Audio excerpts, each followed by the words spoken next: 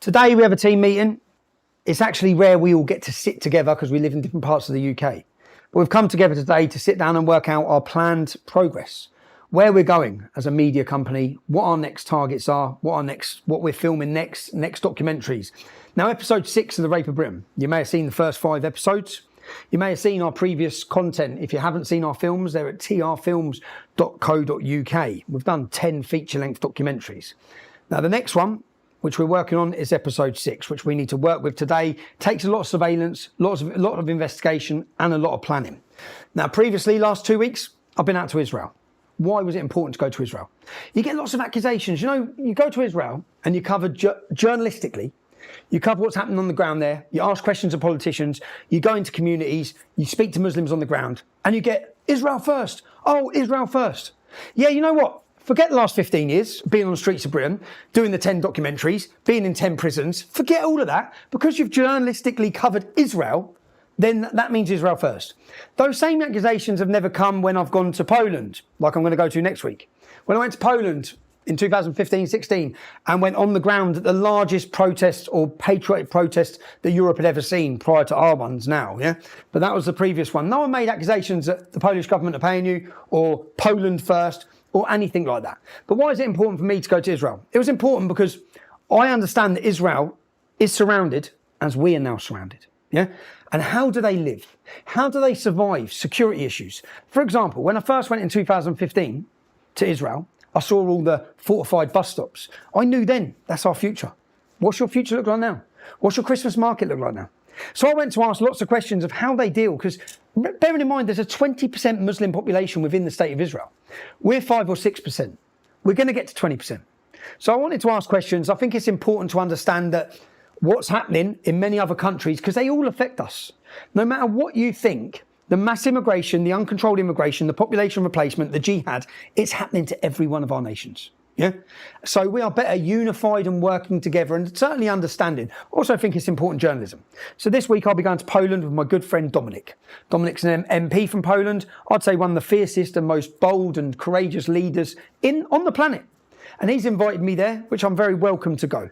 But just because I'm going there, by the way, guys, doesn't mean I'm Poland first. But I'm excited about episode 6. I also know if you watched our previous Rape the Britons episodes, we can't get anything wrong. So the investigation, the research has to be to point.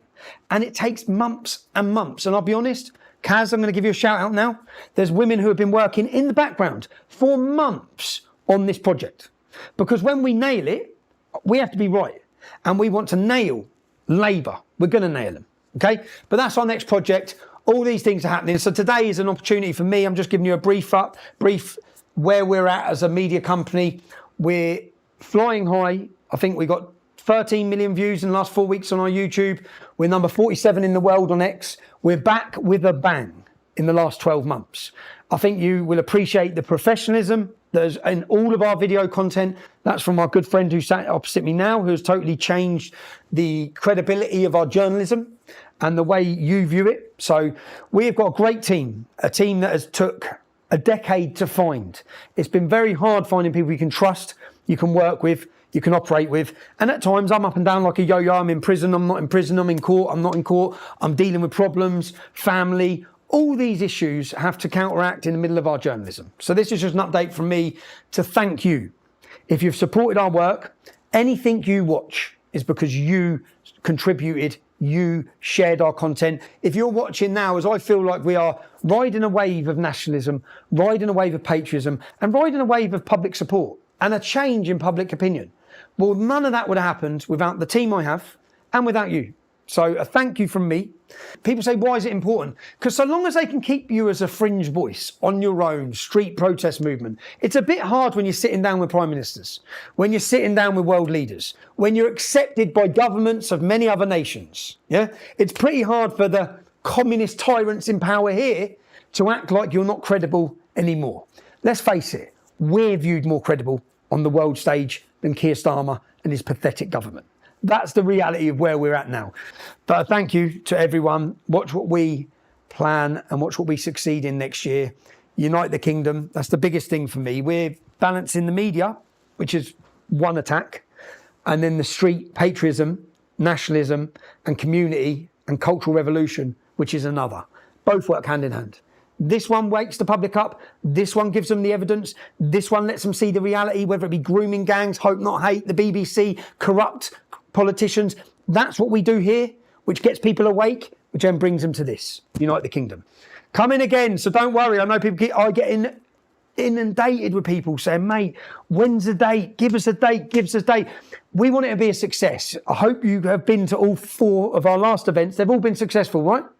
That hasn't happened overnight. That's a lot of planning. And it's been successful because we want you to be safe. So we have to go into negotiations with the police, lawyers, solicitors, make sure everything is done right, which we're doing. Again, if you're sitting watching this, you can get these as well for the merchandise. I'm going to grift because I have to. And I have to because we're not funded. We don't have no multimillionaire donors. Yeah?